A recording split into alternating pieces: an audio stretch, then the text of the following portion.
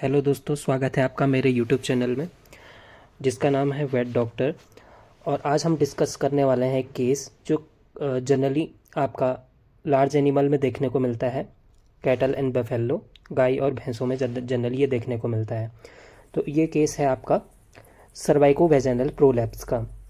तो जैसे कि आप इस वीडियो में भी देख पा रहे होंगे कि ये कैटल में जो इसके वेजाइना का पार्ट है और जो सर्विक्स का पार्ट है वो कंटिन्यूअसली बाहर की ओर आ रहा है। तो इसी कंडीशन को कहते हैं हम सर्वाइको वेजाइनल प्रोलैप्स।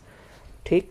और गांव या जनरली भाषा में इसे हम और क्या कहते हैं, फूल या पाछा दिखाना भी कहते हैं लोकल लैंग्वेज में। तो इसका कॉज क्या है और इसके क्या कारण हैं, कैसा इसमें ट्रीटमेंट अप्रोच लेना है, इस वीडियो में डिटेल में इसके बारे में हम बात करने वाले हैं। तो जैसे कि सर्वाइको वेजाइनल प्रोलैप्स प्रोलैप्स क्या होता है कि जब कोई ऑर्गन अपने नेचुरल जो ओपनिंग है उससे बाहर आ जाता है तो उस कंडीशन को कहते हैं हम प्रोलैप्स। ठीक। अब हम बात करते हैं कि इस में क्या क्या कैटेगरी होती हैं। ये जनरली एक ही टाइप का नहीं होता है, इसमें डिफरेंट ग्रेड के आपके सर्वाइको वेजाइनल प्रोलैप्स होते हैं। ग्रेड 1 जिसमें क्या होता है कि जनरली कैटल जब बैठती है उसमें ओनर क्या कहेगा कि गाय जब बैठती है तो उस कंडीशन में इसका फूल या पाछा दिख रहा है या फिर वेजाइनल या सर्विक्स का कुछ पार्ट उसमें बाहर की ओर आ रहा है। लेकिन जब गाय खड़ी होती है तो वो फिर अंदर चले जाता है। तो वो ग्रेड 1 है। ग्रेड 2 में क्या होता है कि कंटिन्यूअसली सर्विक्स और वेजाइना का पार्ट, चाहे गाय खड़ी हो चाहे बैठी हुई हो, वो कंटिन्यूअसली बाहर रहता है। Then grade 3। अब ग्रेड 3 में क्या होता है कि आपका सर्विक्स और वेजाइना के पार्ट के साथ साथ कुछ पोर्शन यूट्रस का भी बाहर आ जाता है। ठीक। और ग्रेड 4 में क्या होता है कि कंप्लीट आपका जो यूट्रस रहता है वो आपका अपने नेचुरल कैविटी से बाहर आ जाता है। ठीक। और उसी को हम कास्टिंग ऑफ वीदर भी कहते हैं। अब हम बात करेंगे कि इसके कॉज क्या हैं। पहला कॉज है आपका हार्मोनल कॉज। हार्मोनल कॉज में क्या होता है कि जनरली हमें पता है कि जब कैटल का जो प्रेगनेंसी का जो टाइम पीरियड रहता है वो 285 ± 5 डेज का रहता है। अप टू 230 डेज तक आपका प्रोजेस्ट्रॉन उसके यूट्रस को प्रोजेस्ट्रॉन का लेवल हायर रहता है। सो यूट्रस में कोई भी कॉन्ट्रैक्शन होने के लिए वो उसे रोकता है। अब क्या होता है, उनमें हार्मोनल चेंजेस के कारण प्रोजेस्ट्रॉन अपने आप को चेंज करता है ईस्ट्रोजन में चेंज करता है। सो वहाँ पे ईस्ट्रोजेनिक इन्वायरमेंट हायर हो जाता है यूट्रस में। सो ईस्ट्रोजेनिक इन्वायरमेंट हायर होने के कारण क्या हो जाता है कि फर्दर आपका, क्योंकि ईस्ट्रोजन एक ऐसा हार्मोन है जो कंटिन्यूअसली कॉन्ट्रैक्शन करवाता है। सो ईस्ट्रोजन हायर होने के जो जनरली आपका ये कंडीशन हमें कब देखने को मिलती है, प्रेगनेंसी के 6 to 7 मंथ ऑनवर्ड हमें ये देखने को मिलती है कैटल और बफेलो में, क्योंकि 6 to 7 मंथ तक तो प्रोजेस्ट्रॉन हायर रहता है बॉडी में। सो कोई भी उस समय यूट्रस में कोई भी कॉन्ट्रैक्शन नहीं होता है।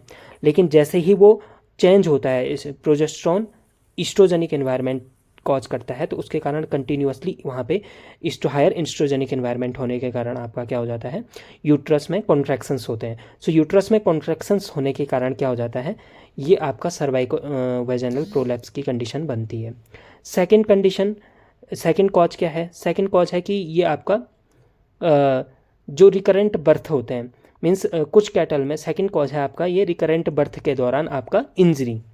मीन्स यदि प्रीवियस बर्थ के दौरान कैटल में डिस्टोकिया था, डिफ़िकल्टी इन बर्थ था, तो उस दौरान अगर कोई भी इंजरी उसके ये पार्ट में हुई है, रिप्रोडक्टिव ट्रैक में कोई भी इंजरी हुई है, तो वो नेक्स्ट सब्सिक्वेंट जो पार्चुरेशन होता है उस कंडीशन में ये कंडीशंस बनती हैं आपकी सर्वाइको वेजाइनल प्रोलैप्स की। थर्ड कॉज है आपका जेनेटिक फैक्टर। जेनेटिक फैक्टर कुछ पर्टिकुलर जो ब्रीड होती हैं और पर्टिकुलर ब्रीड में ये कंडीशंस आपका सर्वाइको वेजाइनल प्रोलैप्स की कंडीशन ज़्यादा देखने को मिलती हैं। चौथा जो फोर्थ कॉज है आपका, that is the higher pelvic fat. Higher pelvic fat accumulate होने के कारण जनरली उन कैटल्स में देखने को मिलता है या उन बफेलो में देखने को मिलता है जो जनरली स्टेबल्स पे बंधी हुई होती है। मीन्स वो आपका उनमें एक्सरसाइज कम होती है। सो एक्सरसाइज कम होने के कारण भी जो वहाँ की जो मसल्स हैं वो वीक हो जाती हैं। सो मसल्स वीक होने के कारण वो आसानी से अपनी जगह से जो यूट्रस और सर्विक्स का पार्ट है वो अपनी नेचुरल ओपनिंग से बाहर आ जाता है। ठीक। ये तो हमने इनके कॉजेज़ पे बात की। एक और इसका कॉज है, that is the calcium deficiency, जो जनरली हमें किसके बाद देखने को मिलता है, आफ्टर द पार्चुरेशन देखने को मिलता है। जनरली मिल्क फीवर के बाद ये कंडीशन, मिल्क फीवर के दौरान भी ये कंडीशन देखने को मिलती है कुछ कुछ कैटल में। अब इसमें क्या क्या लक्षण हैं वो हमने बात कर ली। अब इसको हम ट्रीट कैसे करेंगे, तो इसका ट्रीटमेंट अप्रोच अलग अलग केसेस में अलग अलग होता है। ठीक, सबसे पहले तो उस जो सर्विक्स और वेजाइना का जो पार्ट बाहर आया रहता है उसमें, क्योंकि डंग आपका लगा रहता है, गोबर लगा रहता है, गाय की यूरिन लगी हुई रहती है, और कभी कभी उसमें कट भी लग जाते हैं, तो उसे हमें सबसे पहले वॉश करना होता है। वॉश करके उसको, वॉश करने के लिए हम इसमें कैमनोफोर क्रिस्टल्स का यूज़ कर सकते हैं। साथ साथ में हम कैमनोफोर क्रिस्टल्स के और बहुत सारे मार्केट में आपके बहुत सारी प्रिपरेशंस हैं, जैसे पॉप इन प्रिपरेशन, उसको भी हम यूज़ कर सकते हैं।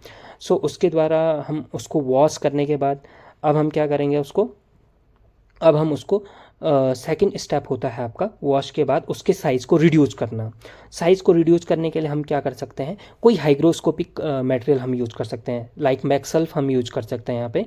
तो हम उसमें चारों ओर से उसमें मैग्नीशियम सल्फेट को उस जो प्रोलैप्स मास है उसमें लगा सकते हैं। सो आधे से 1 घंटे बाद हम देखेंगे कि वो अपना नेचुरली उसका जो मास है वो श्रिंक कर जाएगा। साथ साथ में हम इसमें आइस का भी यूज़ कर सकते हैं, और ध्यान रखना है कि आइस को कभी भी डायरेक्टली यूज़ नहीं करना है स्किन पे, उसको किसी कपड़े से या पट्टी के सहारे लपेट करके उसको उस स्थान पे लगाना है, जिससे, क्योंकि डायरेक्ट अगर हम आइस लगाते हैं तो वो वहाँ पे बर्न भी कॉज कर सकता है। सो अब आपका इन सब अप्रोचेज के कारण हम क्या करेंगे, उसके साइज़ को रिड्यूस कर सकते हैं। जब उसका साइज़ रिड्यूस हो जाएगा, थर्ड स्टेप आता है आपका एलिवेट करना। अब जो, क्योंकि कभी कभी क्या होता है कि सर्वाइको वेजाइनल प्रोलैप्स में यूरिनरी ब्लैडर का पार्ट भी आ जाता है, सो यूरिन उसमें एक्यूमुलेट हो जाती है। तो अगर हम इसे ऐसे ही अंदर रिप्लेस कर देंगे तो इसमें किंकिंग ऑफ यूरिथ्रा हो जाता है, यूरिथ्रा का किंकिंगनेस आ जाती है। सो उसको रोकना, और वो कंटिन्यूस, उसके बाद उसमें कंटिन्यूसली कैटल में टेनिसमस की प्रॉब्लम आ जाती है। तो उसको रोकने के लिए हमें सबसे पहले क्या करना होता है, यूट्रस को पेल्विक फ्लोर से ऊपर जो जो आपका सर्वाइको वेजाइनल जो प्रोलैप्स पार्ट है उसको पेल्विक फ्लोर से ऊपर उठाना होता है, ताकि जितनी भी यूरिनरी ब्लैडर में यूरिन है जो रिटेन है वो सारा बाहर आ जाए। अब लास्ट फोर्थ स्टेप हमने क्या करना है, फोर्थ स्टेप हमने करना है कि इसको आपका पाम की सहायता से, कभी भी इसमें फिंगर्स का यूज़ नहीं करना है, पाम को हमें यूज़ करना है। पाम की सहायता से हमें इसे क्या करना है, अंदर रिप्लेस करना है, पुश करना है, और इसको इसके स्थान पर जो इसकी नेचुरल ओपनिंग है वहाँ पे हमें इसको रिप्लेस करना है। इसको रिप्लेस करने में काफ़ी टाइम पे कभी कभी क्या होता है कि कंटिन्यूसली कैटल क्या करती है, स्ट्रेन करती है। सो उसको रोकने के लिए हमें यहाँ पे एपिड्यूरल एनेस्थीसिया का यूज़ करना होता है। उसके लिए हम यहाँ पे आपका लिग्नोकैन यूज़ कर सकते हैं, 2% लिग्नोकैन, और एक 300 to 400 kg की अगर कैटल और बफेलो है तो उसमें 5 ml एपिड्यूरल एनेस्थीसिया सफिशियंट होता है।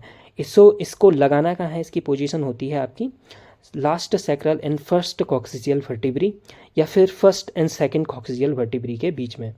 ठीक, अब हमें क्या करना होता है, उसको रिप्लेस करने से पहले हमें उस पर कभी कभी ताकि वो लोकल एनेस्थीसिया भी उसे मिल जाए, तो उसके लिए हम वहाँ पे लोकल लिग्नोकैन भी हम यूज़ कर सकते हैं, जो जाइलोकैन नाम से जो आपकी क्रीम आती है या ऑइंटमेंट आता है उसको यूज़ कर सकते हैं। सो इसके बाद पाम की हेल्प से हमें इसको रिप्लेस कर सकते हैं, और साथ में फिस्ट का भी यूज़ करेंगे, मुट्ठी का यूज़ करेंगे, और इसको इसके नेचुरल प्लेसेस पे रख देंगे। अब इसको नेक्स्ट स्टेप आता है, sixth step, that is a retain. इसको रिटेन कैसे किया जाएगा, कभी कभी क्या होती है कि कैटल में जो फ्लोर का जो हाइंड क्वार्टर का जो पोर्शन होता है, मतलब पीछे वाला पैरों वाला जो पोर्शन होता है वो डाउनवर्ड रहता है। सो उसको एलिवेट कर देना है अबाउट 1 to 2 इंचेस, उसको उसके फ्रंट 4 क्वार्टर से एलिवेट करके रखना है हाइंड क्वार्टर के पार्ट को। तो ये भी कंजर्वेटरी एक अप्रोच है।